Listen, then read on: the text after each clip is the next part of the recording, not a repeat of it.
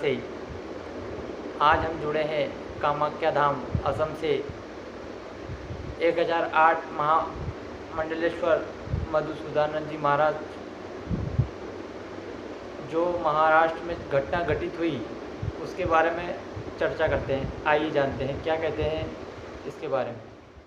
आज कोरोना महामारी की इस राष्ट्रीय आपदा से पूरा राष्ट्र जूझ रहा है, पूरा विश्व जूझ रहा है और प्रत्येक व्यक्ति इस प्रयास में है कि इस महामारी से जैसे तैसे ये न किन प्रकार से मुक्ति हो।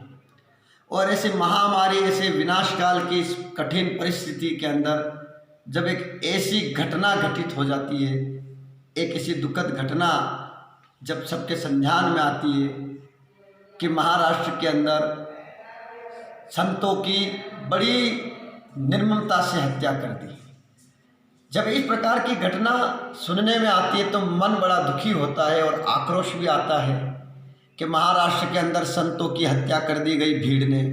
और उस पर फिर ऐसा प्रश्न खड़ा होना कि अफवाहों के कारण ऐसा कार्य हुआ है, तो मेरा मानना ये है कि कानून के प्रति जो भय होना चाहिए वो भय हम लोगों में नहीं रहा है। कानून के प्रति जो दुराचारियों में भय होना चाहिए, अगर वो भय इस प्रकार से समाप्त हो जाएगा, कानून का डर अगर लोगों में नहीं होगा, तो आए दिन किसी न किसी प्रकार से इस प्रकार की हत्याओं के मामले, दुराचार, व्यभिचार बढ़ेगा। तो सर्वप्रथम तो कानून को मजबूत करने की आवश्यकता है और इस प्रकार से निर्ममतापूर्वक पिशाच वध कृत्य करते हुए जो संतों की हत्या करी गई है, तो इससे संत समाज चुप नहीं बैठेगा।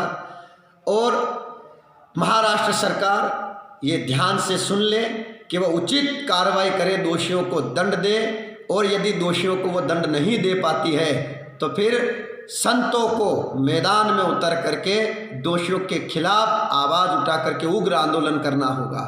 आज इस प्रकार से भारत के अंदर संतों की हत्या होना भारत के माथे पर कलंक है।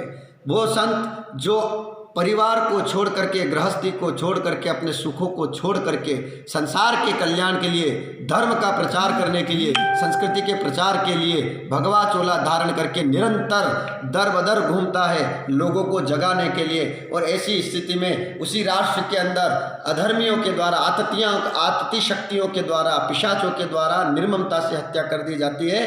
तो मेरा मानना ये कि ये एक मनुष्यता के ऊपर, मानवता के ऊपर बहुत बड़ा कलंक है। और इस प्रकार से अगर मानवता के ऊपर कलंक लगता है तो आगे हमें ये सोच लेना चाहिए कि अब हमारी मानवता समाप्त हो रही है और हमारे इस राष्ट्र के अंदर मानवता समाप्त होते हुए पिशाचों का जन्म हो रहा है। इसलिए मैं सरकार से आग्रह करूँगा कि इसका उचित से उचित निर्णय लेकर के जांच करी जाए और पूरी संत समाज इस मुद्दे को ऊपर तक उठाएगी और इसके लिए जो कदम उठाना पड़े वो संत समाज उठाएगी। और अब समय आ गया है कि संत अपने हाथों में शस्त्र ले। संत अगर शास्त्र का ज्ञान रखता है तो शास्त्र का भी ज्ञान उसे होता है, और जब तक संत मौन है तभी तक मौन है। और संत यदि परशुराम बन गया तो फिर इस भयंकर आंधी को कोई नहीं रोक पाएगा। जय श्री राम।